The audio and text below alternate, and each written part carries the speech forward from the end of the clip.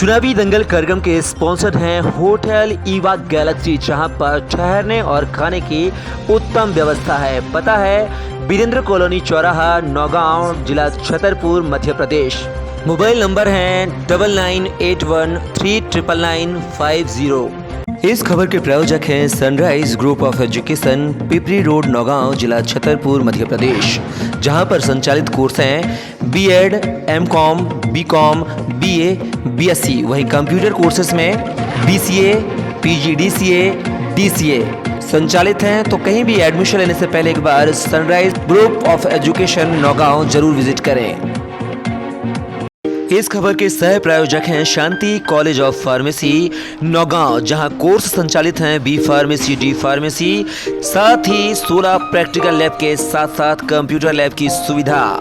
साथ ही OBC, SC, ST के छात्रों को शासन के नियमानुसार विशेष छात्रवृत्ति सुविधा भी उपलब्ध है। तो हमारा पता है ग्राम चौबारा, मुड़वारा रोड, नौगांव, जिला छतरपुर, मध्य प्रदेश। मोबाइल नंबर है 9406762912। हमारा ऑल्टरनेटिव नंबर है 7610619938।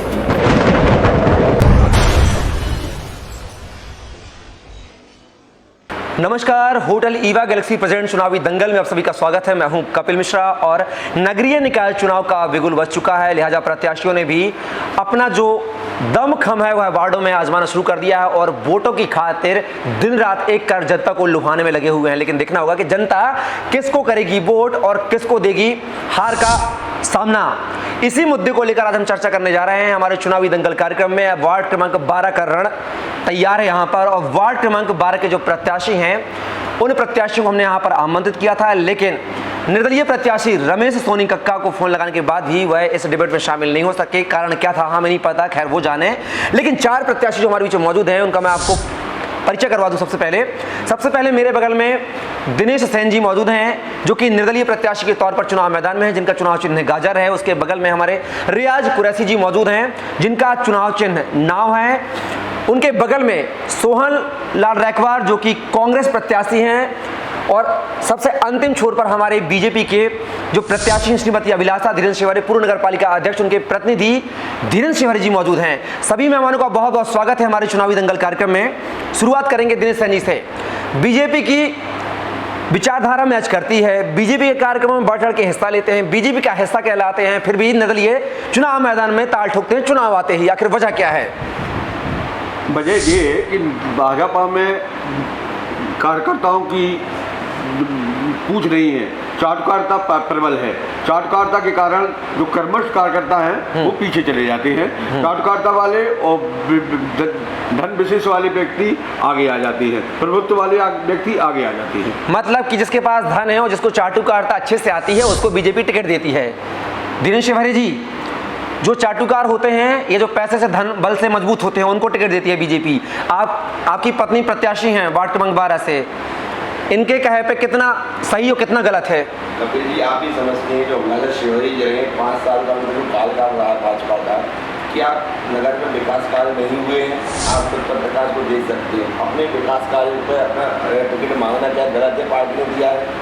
बाहुबल और धनबल से क्या होता है, लेकिन काम के आधार पर टिकट दिया जा रहा है। भाजपा में जब तक क्या होता है, पार्टी के कार्यकर्ताओं को अपेक्षाएं बहुत रहती है, जिनको कुछ लोग अपेक्षाओं के लिए रहते हैं, टिकट ना मिले तो पार्टी बेकार हो गई, खराब हो गई, टिकट मिल जाए तो अच्छी बात। लेकिन उन्होंने कहा कि चाटुकार और धन बल की पार्टी है बीजेपी। अब ये तो ये अच्छा बता सकते हैं, कैसे चाटुकार है, कैसे धन बल है।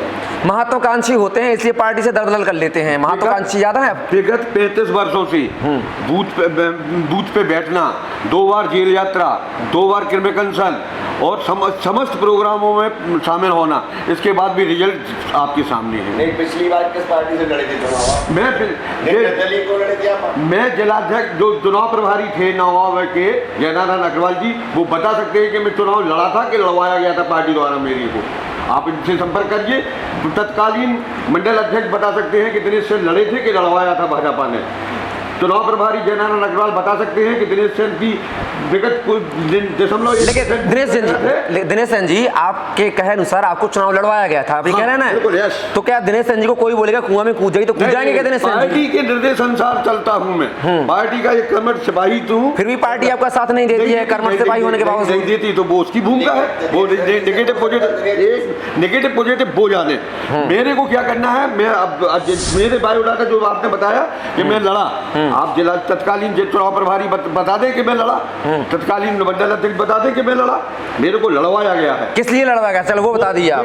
दिनेश सेन के खड़े होने से भाजपा को वोट का फायदा होगा, इसलिए लड़वाया गया है। जयनारायण अग्रवाल और तत्कालीन नगर मंडल अध्यक्ष बता सकते हैं कि क्या है वास्तविकता। चलिए, रियाज जी मौजूद है हमारे साथ, निर्दलीय प्रत्याशी मौजूद हैं। हो सकता है दिनेश सेन जी हमारे लिए ना कह रहा हूँ, किसी और के लिए भी कह सकते हैं। नहीं, हम किसी मैं सामूहिक बात कर रहा हूँ, व्यक्ति विशेष के लिए कहीं कोई बात नहीं। चलिए, मैं यहाँ पे कोट करना चाहूंगा, दिनेश सेन जी को पार्टी लड़वाती है ताकि बीजेपी को सफलता मिले। क्या इस बार भी यही आंकड़ा है क्या अभिलाषा शेवारे को फायदा हो? ऐसा कुछ नहीं है, मेरे पास किसी भी पदाधिकारी का कोई मैसेज नहीं आया इस विषय में। नहीं, आपने कहा कि बीजेपी के पदाधिकारी आपको चुनाव लड़वाते हैं निर्दलीय, आप चुनाव में भूमिका बता रहा हूँ, इस बार भी हो सकता है ना? नहीं, इस प्रकार की ऐसी कोई संभावना नहीं है। हाँ, नहीं है। चलिए, रियाज जी निर्दलीय प्रत्याशी के तौर पर हैं, क्या कांग्रेस से टिकट मांगा था आपने? नहीं, मैंने किसी पार्टी के संपर्क में नहीं था, ना मैंने किसी से टिकट की मांग की। ये कुछ मुद्दे हैं मेरे वार्ड के, जिसने मतलब वार्ड वासियों ने मुझे आगे लाके खड़ा किया है। तो मैं क्या चुनावी वादे हैं, क्या मुद्दे हैं जिन वार्ड वासियों ने आपको खड़ा किया है, वो वादे बता दीजिए आप। अब कपिल जी देखिए, जैसी पहली बात आप ले लें, हमारा वार्ड जो है बाजार में पड़ता है, मेन मार्केट है बिल्कुल। हाँ, तो यहाँ पे क्या होता है, पब्लिक आती जाती है, सब में बड़ी बात यहाँ प्रसाधन की व्यवस्था नहीं है। दूसरी बात, आप रंगरेज मोहल्ले के अंदर चले जाइए, बहुत प्रत्याशी आए, बहुत लोग चुनाव जीत के गए।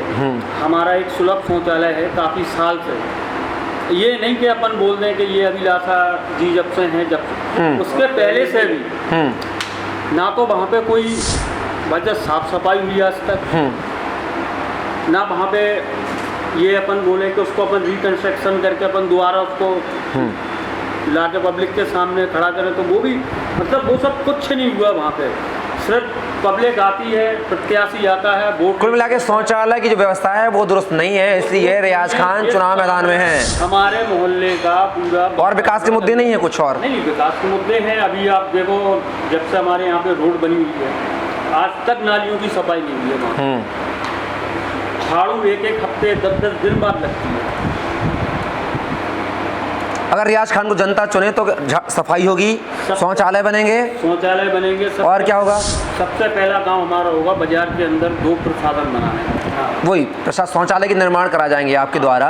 और जो रियाज भाई, जो रतिक रोडों पे मेन मार्केट में आपका वार्ड आता है, अतिक्रमण दिखा नहीं देता आपको? क्या अतिक्रमण का रोडों पे 10 मीटर 10 फीट पर दुकान सजा लेते हैं, उसके लिए क्या प्रयास करेंगे रियाज? उसके लिए अपन प्रयास करेंगे भाई, जिसकी जो सीमा है। लेकिन उसकी बात हम कैमरे के सामने नहीं करेंगे, क्योंकि वोट बैंक नहीं मिलेगी व्यापारी का हमें। नहीं, ऐसी कोई बात नहीं है। तो ये मुद्दा भी आना चाहिए ना आपका? नहीं, ऐसा कोई। चलिए, कांग्रेस से सोहन लाल जी चुनाव मैदान में है, पिछला निर्दलीय चुनाव लड़ते हैं, इस बार कांग्रेस से लड़ते हैं।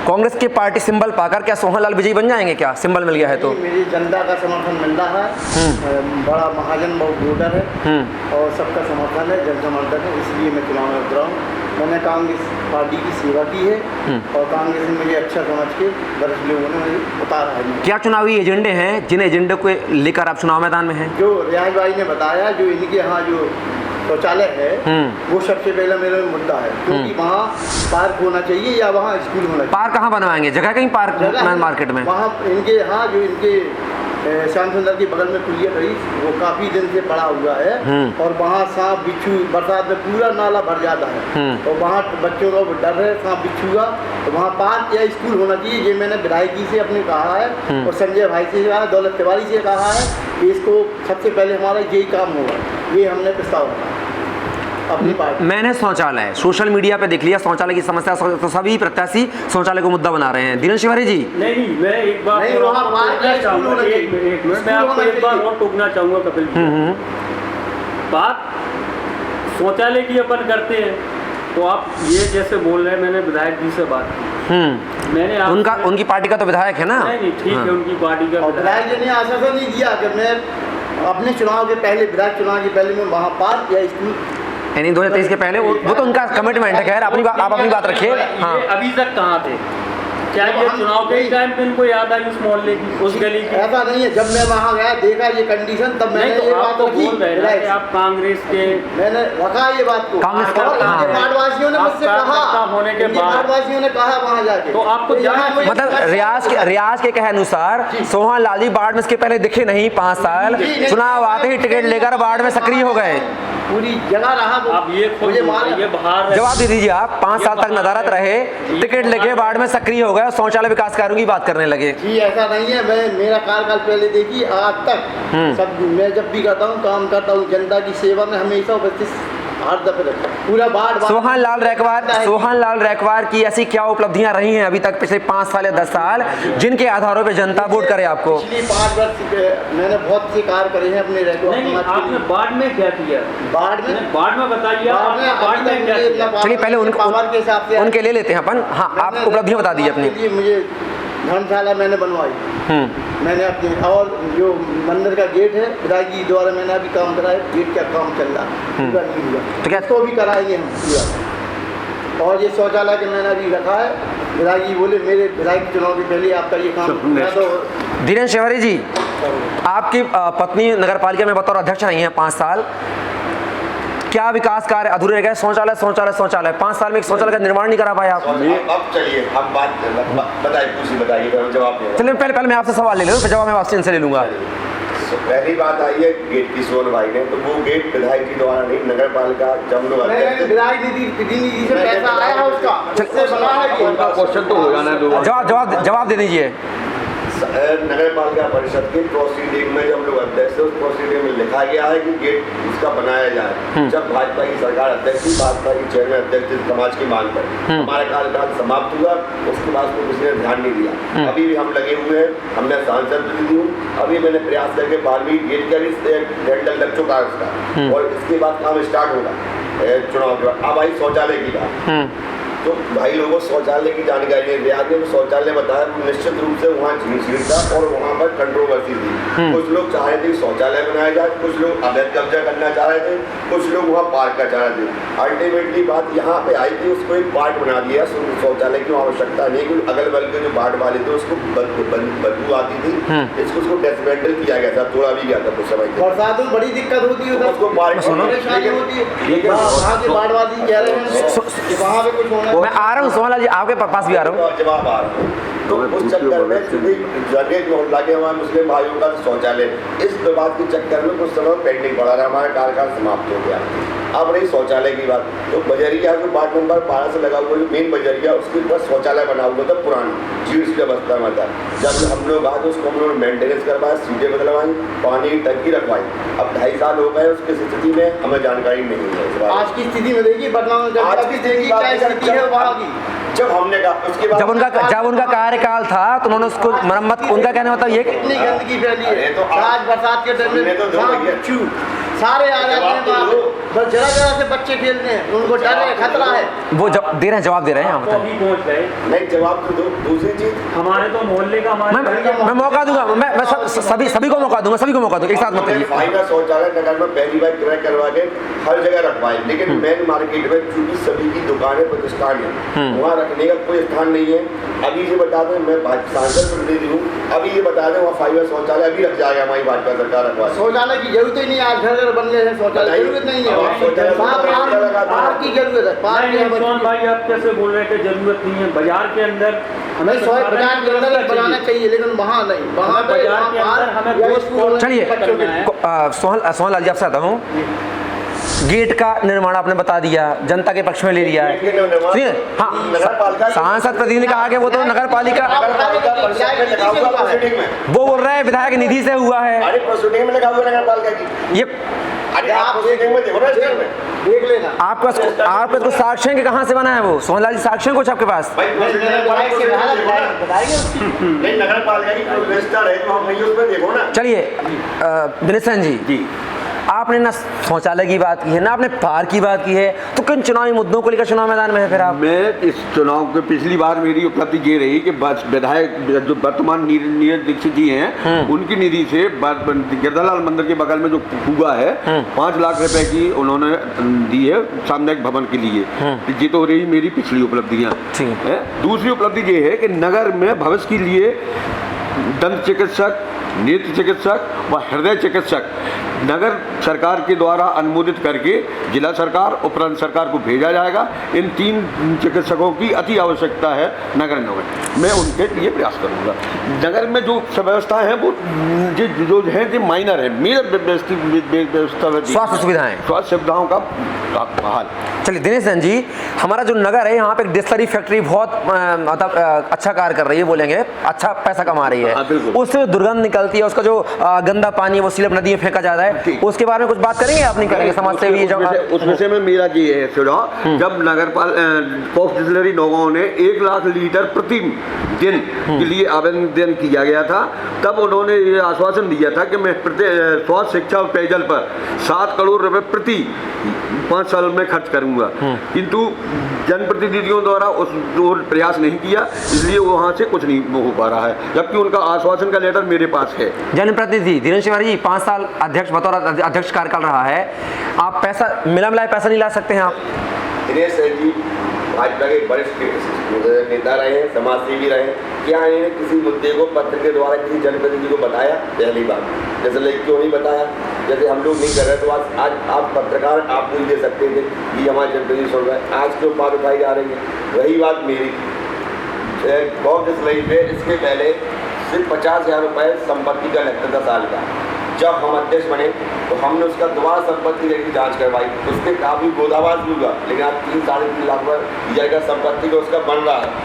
अब पूरा करिए आप। उसके बाद हम लोगों ने उसको संपत्ति के अधिरूपित किया है। और उन्होंने क्या जवाब दिया, क्योंकि हमारा कार्यकाल समाप्त हो चुका था, जो फंड की बात करें वो CSR फंड होता है, लेकिन हर बड़ी कंपनी CSR फंड देती है, उसके बारे में हमने बाकायदा से पूछा, तहकीकात की, और लेकिन इन्होंने कब उसके बारे में एक पत्र लिखा, पत्रकारों को बताया? क्यों? स्वास्थ्य शिक्षा और पेयजल पे कॉफ डिस्लरी नौगांव को इतना बैक करना है। पहली बात, जब मेरा कार्यकाल शुरू हुआ था, मैंने 30 लाख रुपए लेके आया था, क्योंकि उस समय नगर पालिका के ऊपर निर्यात कर काफ़ी बकाया था। निर्यात कर ट्विनिंग रहती थी पुराने अध्यक्ष और कॉफ डिस्लरी मालिक की, तो नगर पालिका हर केस जब दर वृद्धि की जाती थी निर्यात कर की, तो वो हाईकोर्ट चले जाते, बार 3-4 बार हाईकोर्ट से जीत के आई नगर पालिका, पर रिजल्ट 0 रहा। मैंने कहा मैं मुकदमा नहीं लड़ना है, समझौता करो। समझौता 1 रुपये लीटर प्रति लीटर के हिसाब से समझौता हुआ, 30 लाख रुपए की आय हुई तत्काल 2005 में। बाढ़ को लेकर आप बात कर रहे हैं कि शौचालय का निर्माण कराया जाएगा, पार्क का निर्माण कराया जाएगा शामिल, इसके अलावा और क्या व्यवस्थाओं को दुरुस्त किया जाएगा? मैन बाजार में अभी बाजार का देखा था जीर्ण शीर्ण हालत में बाजार है हमारा, बाजार कम वो एक कुलियों में ज़्यादा तब्दील हो गया है, उसके लिए क्या प्रयास किए जाएंगे? एक युवा होने के नाते, युवा प्रत्याशी हैं आप। देखिए कपिल भैया, सबसे पहले ये जो आपने बात कही बहुत अच्छी बात है। बाजार जो है बहुत कम जगह में वो बस चुका है, जगह होने के बावजूद भी लोग अतिक्रमण के उसमें आते हैं, अपनी दुकान वगैरह लगाते हैं। हमारा पहला काम होगा कि लोग से निवेदन करना कि भाई ये जो है अपनी हद से ऊपर। निवेदन तो नगर पालिका कर चुकी है, रेड लाइन भी खिंचवा चुकी है, उसका असर होता है क्या निवेदन का? ठीक है, नगर पालिका करती है, एक बार अपन अपने साइड से भी करके देखेंगे प्रयास, इसमें कोई बुराई नहीं है। कपिल भैया शायद सरकार की ना माने, अच्छा आम आदमी की बात मान लेती ना। आप बतौर मुस्लिम प्रत्याशी हैं, जी बिल्कुल। कहा जाता है कि कांग्रेस का वोट बैंक मुस्लिम है, कांग्रेस से सोहान लाल खड़े हुए हैं, एक निर्दलीय प्रत्याशी और है रमेश सोनी कक्कड़ जो हमारे पैनल में मौजूद नहीं है, उनको भी मुस्लिमों का आश्वासन मिल रहा है। भाई एक बार निवेदन होकर रमेश सोनी का आपने नाम लिया, तो हम तीनों प्रत्याशियों को बार फोन लगाया, पोडियम पे आते हो अपनी बात रखते हैं, बिल्कुल रख रहे हैं, टोली छुपाई जा रही है बात भी। बिल्कुल, जनता की जनता की जवाबों से बच रहे हैं शायद, इसलिए ये कहना है आपका। दिनेश भाई साहब ने लगाया फोन, हमने लगाया, बिल्कुल निश्चित तौर पे फोन लगाया गया है रमेश सोनी कक्कड़ को, लेकिन उन्होंने कहा कि वह नौगांव से बाहर है किसी काम को लेकर, और जनता की जवाबदेही कहीं ना कहीं बस नौगांव मिले। सोनी जी एक नगर के क्या जिले के प्रतिष्ठित व्यक्ति के नाम पर चुनाव लड़ने का प्रयास कर रहे हैं। कृपया जो सोनी जी स्पष्ट करें कि हमारा उनका समर्थन है या नहीं। यदि है तो कम से कम अपनी पंपलेट और चुनाव प्रचार सामग्री में उनका नाम का उल्लेख करें। क्या रमेश सोनी काका के आने से दिनेश सेन को डर लग रहा है क्या कि कहीं उनको शिकस्त ना मिल जाए? कैसा? रमेश सोनी कक्का के प्रत्याशी होने पर क्या दिनेश सेन को डर महसूस हो रहा है क्या? नहीं, बिल्कुल कोई डर नहीं, कोई भय नहीं, निर्भय हैं। हमारे लिए भय का कोई कारण ही नहीं है। शिवहरे जी, रमेश सोनी कक्का बीजेपी के अभी तक पदाधिकारी थे, साथ में उठ रहे थे, बैठ रहे थे, कार्यक्रम कर रहे थे, अचानक चुनाव आते ही बगावती सुर अख्तियार कर दिए। तो क्या बीजेपी को हराएगी क्या?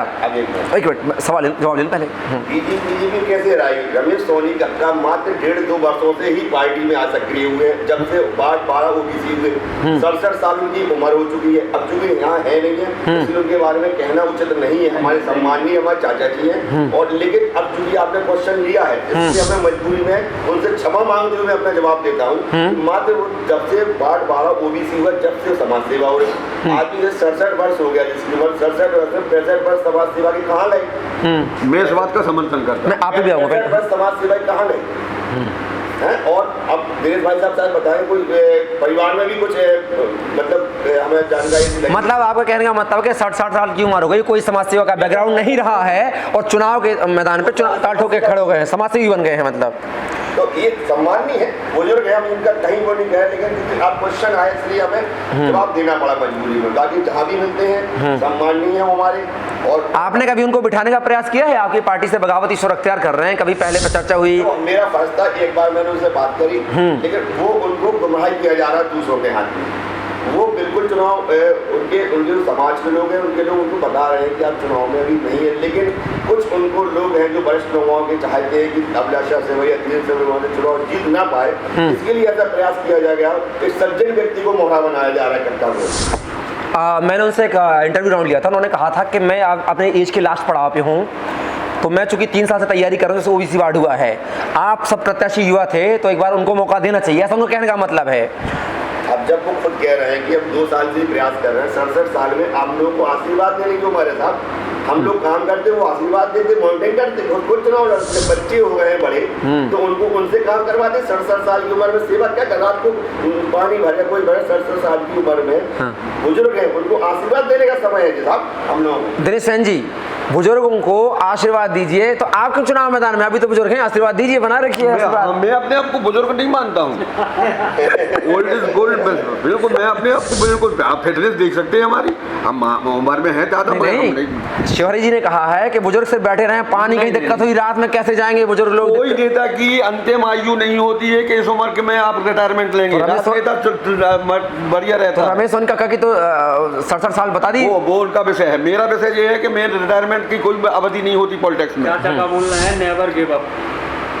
तो मतलब अंतिम समय तक ताल ठोकेंगे अपन? बिल्कुल, कोई शक नहीं।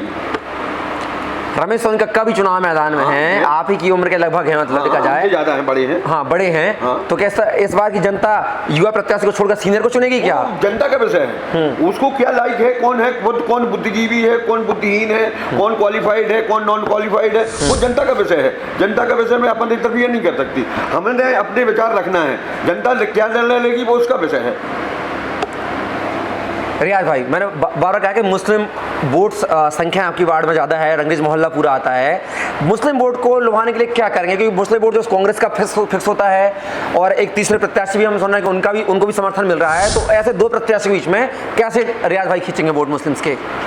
भाई कपिल भाई, ये ऐसा है बात, उधर अगर अपन हिंदू मुस्लिम वोट नहीं वोट देखो, जब वोट बैंक की बात आती है तो हर तबके की बात आती है, ठीक है ना? जवाब मैं भी दूंगा। हाँ बता।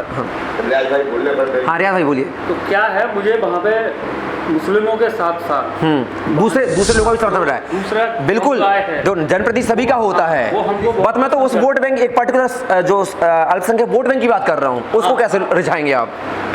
वो रिझाना अपने अंदर की बात है, वो कैसे रिझाना क्या अच्छा करना, वो सेटिंग हो चुकी है, विसात बिच चुकी है विसात। चलिए, मतलब वो वोट बैंक जो है अल्पसंख्यक का, वो इस बार कांग्रेस सोहन लाल को न जाके रियाज कुरैशी को जाएगा। कुरैशी को मेरे को सोहन जी, अल्पसंख्यक भी आपसे हट गया है नहीं हटा है। और बहुसंख्यक तो पहले से नाराज है, वो तो बीजेपी का वोट बैंक कहा जाता है। आप पेटी खोलेगी देखना, मुस्लिम वोट और सारा वोट बाढ़वासियों का हमें जनसंपर्क मिल रहा है और मिलेगा। अंतिम सांसें गिर रही कांग्रेस से, सोहन लाल दावा भर रहे हैं जीत का, कैसे कैसे? जन पूरी बाढ़वासी हमको जन समर्थन कर रहा, महाजन बाढ़ है और सारे लोग हमको समर्थन कर रहे हैं, बाढ़वासी बाढ़ वाइज समर्थन कर रहे हैं, सारे लोग कांग्रेस से आपके साथ हैं। तो अगर कांग्रेस ने साथ छोड़ दिया, बाढ़ का चुनाव है, सारे अपने बाढ़ को किसी ने नहीं छोड़ा, कर रहे हैं समर्थन। मेरा एक मुद्दा और है। हाँ बताइए। कल के पास जो है कुआ था नगर पालिका का, उसमें मैं नगर पालिका कोई भवन बनवाना चाहता हूँ। अगर चुन के आते हैं तो हाँ नगर भवन बनवाएंगे, ये आपका चुनाव मैनिफेस्टो है। उसमें कोई गौर ही नहीं कर रहा है। शिवानी जी मैं नहीं कर रहा, वहाँ डला है। चलिए मैं आप पे आऊँगा। शिवानी जी उसमें कोई गौर ही नहीं कर रहा। गवर्नमेंट प्रॉपर्टी नहीं है वो असल में नगर पालिका के अंडर में। चलिए वो जो होगा आप नगर, चलिए शिवानी जी कुआं नगर पालिका के क्षेत्र में है कि प्राइवेट प्रॉपर्टी है? इस पे ही पे बात चल रहा है साहब, इसलिए कन्फर्म नहीं हो पा रहा। हिंदू मुस्लिम विवाद। दूसरी बात, धीरेन्द्र शिवानी को हराने के लिए और हिंदू वोट विभाजित हो, हाँ। ये सत्ता के लिए इस पर दांव चला गया। उन बुजुर्ग व्यक्ति को इसके लिए मोहरा बनाया गया कि अभिलाषा से भाई चुनाव हारे, हिंदू वोटों का विभाजन हो और दूसरे प्रत्याशी। आप रमेश सोनी काका की बात कर रहे हैं कि हिंदू वोट का विभाजन हो, इससे रमेश सोनी काका को एक विकल्प के तौर पे उतारा गया मैदान में। सोनी कक्का क्योंकि बुजुर्ग है, उस चीज को समझ नहीं पाए। हाँ यही सवाल है ना आपका कि वोट बैंक को डिवाइड करने के लिए उतारा गया है। तो दिनेश सेन भी हैं, वो भी तो डिवाइड कर रहे हैं आपके वोट बैंक को। नहीं, वो थोड़ा सा ज्यादा।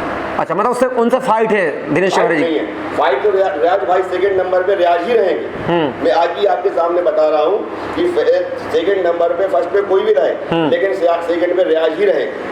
लेकिन बीजेपी को अल्पसंख्यक का वोट नहीं मिलता है, मुस्लिम जो वोट होते हैं वो नहीं मिलता है, फिर कैसे जीत का दावा कर रहे हैं आप? राष्ट्रवादी मुस्लिम होते हैं जो भारतीय जनता पार्टी की रीति नीति से नहीं कहा जाता है। अब ऐसे कह सकते हैं वो शेडिंग हुआ इनकी, नंबर 1 पे मैं रहूंगा, चैलेंज है, देखना। ये सारे दोनों की सेटिंग हुई है, वाह। देखना आप, नंबर 1 पे मैं रहूंगा। ये सोहन भाई आपकी सोच गलत है। सोहन जी आपके सवाल से मतलब ये है कि क्या एक दूसरे करने की कोशिश की जा रही। अच्छा ये दोनों मतलब आप नहीं। अच्छा ये मुस्लिम है तो मुस्लिम की तरफ, वो हिंदू की तरफ। कांग्रेस पार्टी कपिल भाई, हाँ। मैं मुस्लिम हूँ,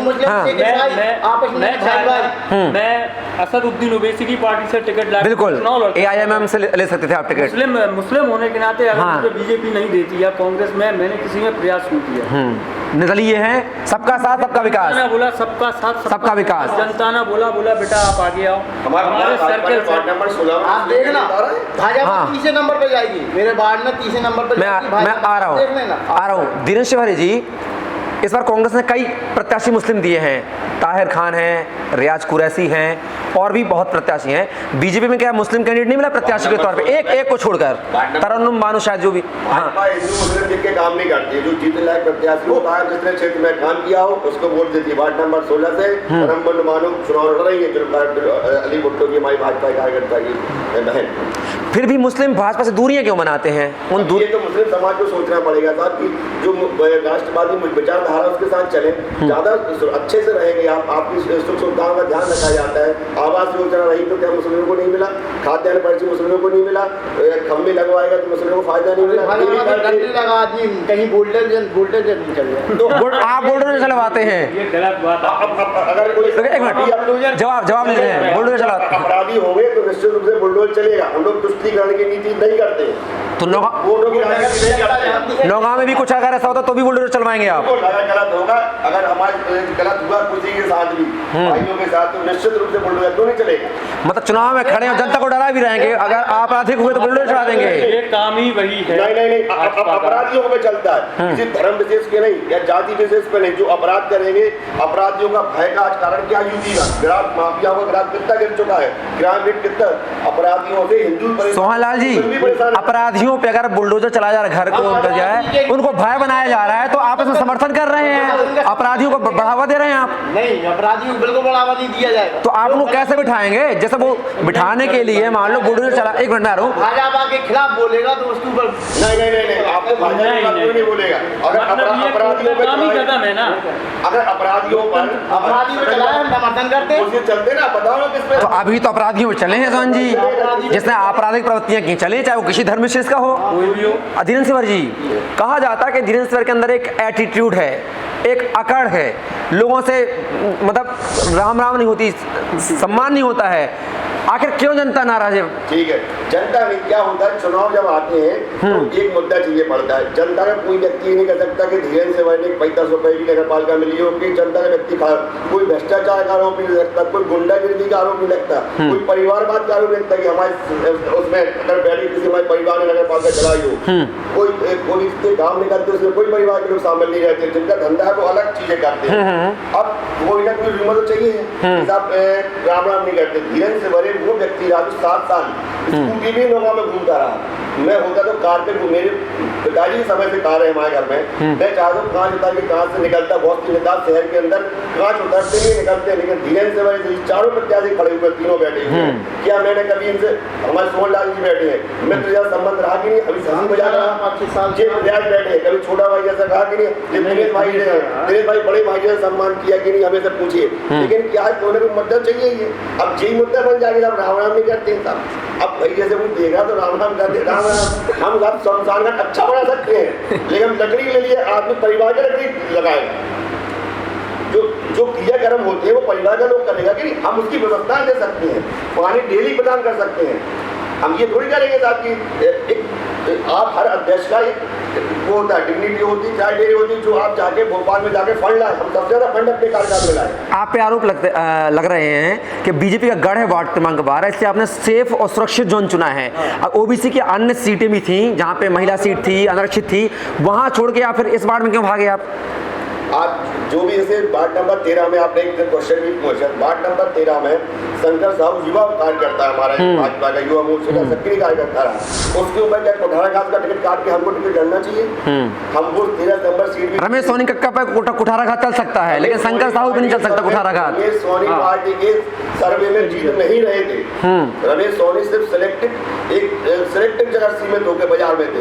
धीरेन्द्र जी, आप पर आरोप लग रहे हैं कि आप बाहरी प्रत्याशी हैं और पहले कोई तैयारी नहीं थी, 13 में तैयारी थी, लेकिन 12 में एकाएक आप कूद पड़े सिक्योर वार्ड देख के, और कहीं ना कहीं दिनेश सेन के वोट बैंक पे सेंध लगाने के लिए। कपिल जी, मेरी पूरी नगर की तैयारी थी, मेरा पूरा वार्ड नगर है और वार्ड 12 की रही, तो मेरा बचपन से मेरा जो पिताजी का प्रतिष्ठान रहा है 50 वर्ष पुराना, वो वार्ड नंबर 12 में ही बुंदेलखंड नदी का। मेरा घर से 10 मकान छोड़ के वार्ड नंबर 12 लगा हुआ है। मेरे घर और दुकान प्रतिष्ठान जाने में डेली 12 नंबर वार्ड पड़ता ही है, वो निकलना ही वो रिश्ता है हमारा वार्ड नंबर 12, बाहरी नहीं है। क्या मैं पाकिस्तान से आया या इंग्लैंड से आया कि बाहरी करते, नौवा छोटी जगह है उसमें, लेकिन ये बड़ा मुद्दा उठाया जाता है जबरदस्ती का। ये हो सकता है वार्ड नंबर 6 ना चुनने का ये बिल्कुल ये था। हाँ। वार्ड नंबर 6 ओबीसी था, अविनाश शबरी का मायका था। हाँ। हमारा 12 नंबर वार्ड से ज्यादा मजबूत गढ़ था हमारा वार्ड नंबर 6। तो वहां से क्यों नहीं रुक किया आपने? वहाँ से हमारे घर की दूरी और वार्ड नंबर 6 की दूरी 1.5 किलोमीटर की दूरी है।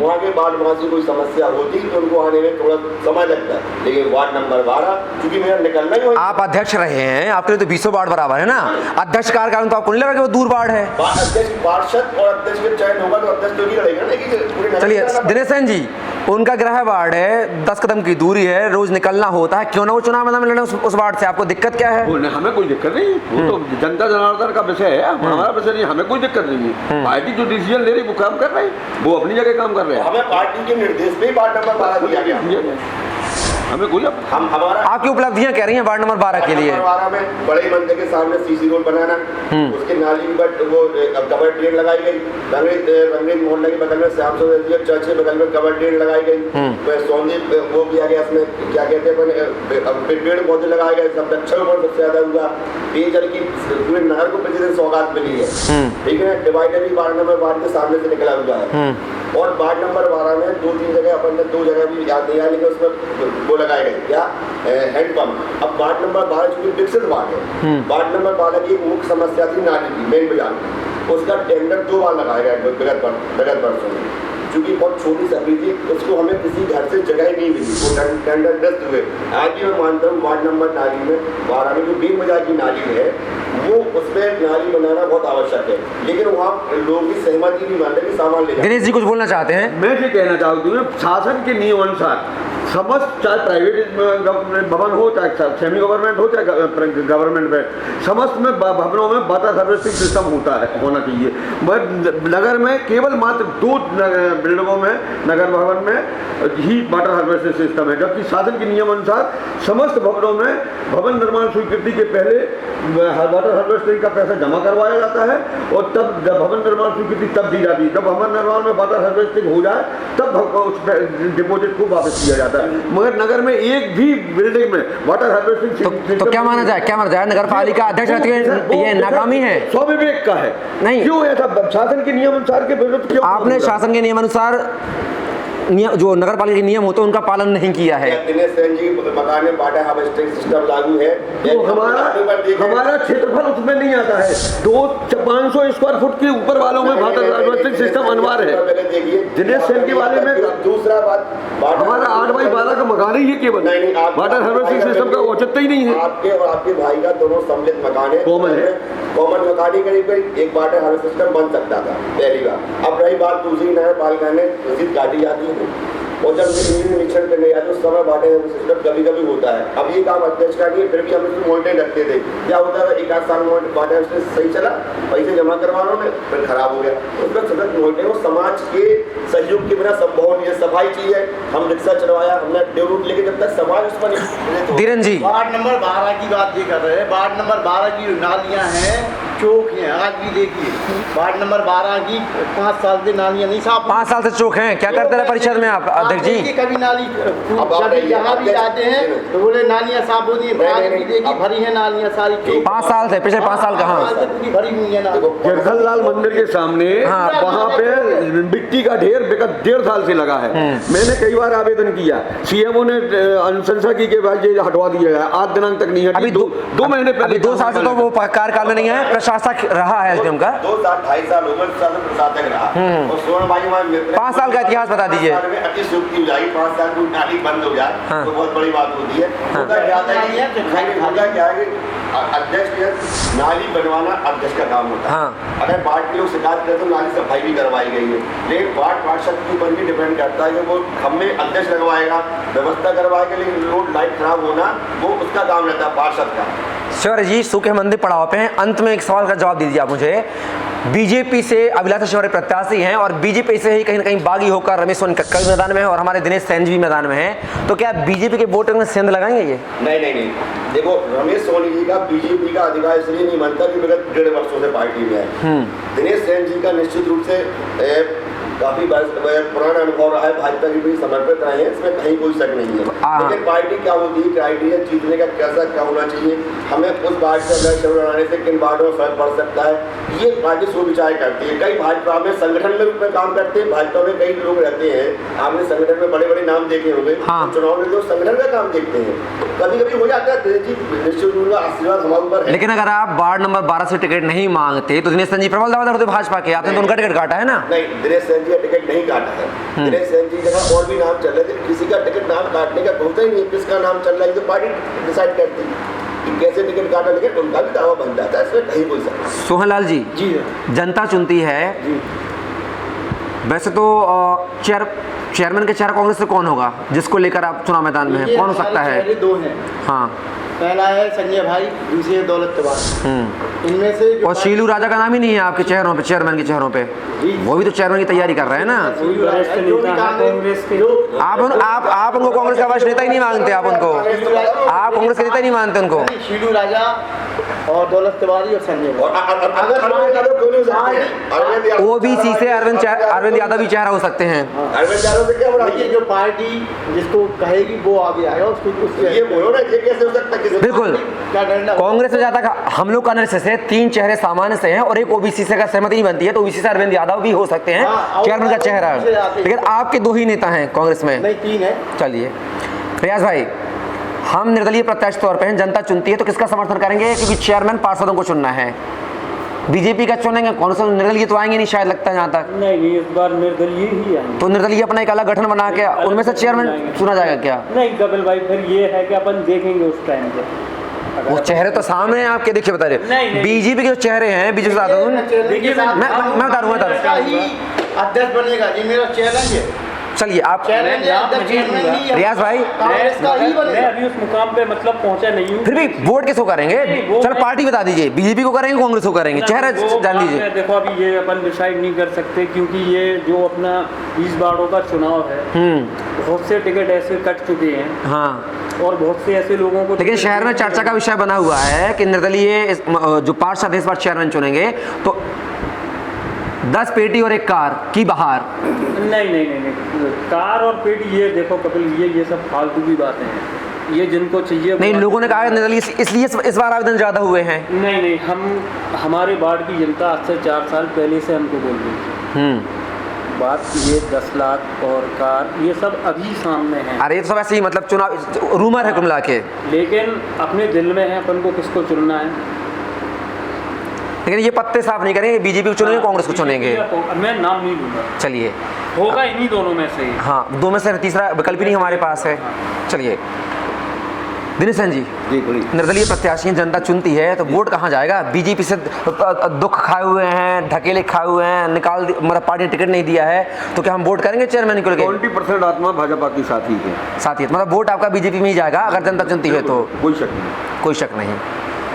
चलिए, हमारे साथ चारों मेहमान यहाँ पर जुड़े पैनल में, सभी ने अपना अपना पक्ष रखा वार्ड के विकास को लेकर, लेकिन देखना होगा 13 तारीख की वोटिंग के बाद इनके चुनावी वादे क्या विकास के वादों में तब्दील होंगे अगर जनता चुनती है तो, या फिर 5 साल घर में बैठे रहेंगे और फिर जनता को विकास के मुद्दों को लेकर एक नया प्रत्याशी चुनाव मैदान में ढूंढना होगा। ये खैर देखने वाली बात होगी।